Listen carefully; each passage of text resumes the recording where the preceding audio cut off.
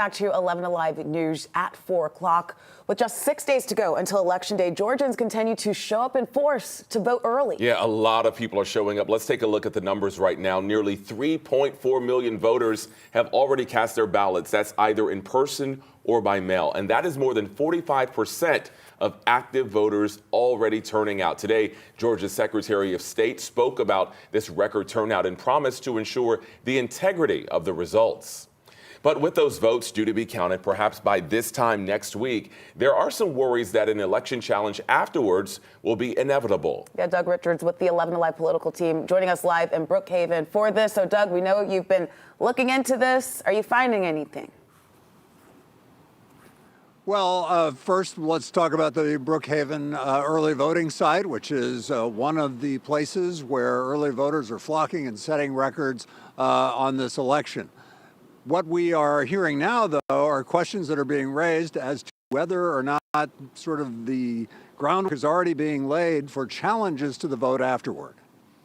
Certified results are not substantiated. Garland Favorito has been challenging Georgia election systems and results since before 2020. And less than a week before the 2024 election, there could be a repeat. How do you have a vote with no ballot image? Favorito is part of a pattern that some left-leaning election watchdogs say is likely to create more challenges after this election, especially if the results show Donald Trump lost. What we're seeing right now is an expected dramatic increase in attacks on democracy from election deniers whose goals are very clear. Isoza Oza is an information specialist who thinks the same Trump-backed election challengers who surfaced in 2020 will do the same in 2024 if Kamala Harris prevails. She says many have already laid the groundwork, challenging the integrity of election systems in battleground states like Georgia. It is very much going to be dependent on the outcome of this election. Republicans have changed election rules in Georgia since 2020, which is when Atlanta Tea Party founder Debbie Dooley was among those leading challenges at the state capitol to Joe Biden's victory in Georgia.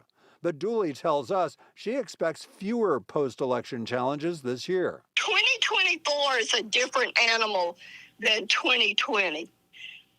It really is. So if Harris wins, to what extent do you challenge it? I think most folks, will, unless it's something glaring, I think they will accept the results of the election.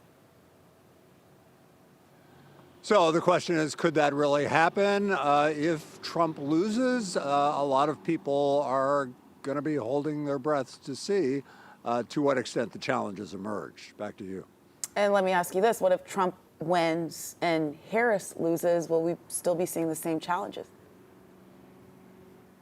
Well, it's certainly a possibility, although Democrats really don't have sort of the infrastructure and the kind of deep history of challenging that the Republicans produced in 2020.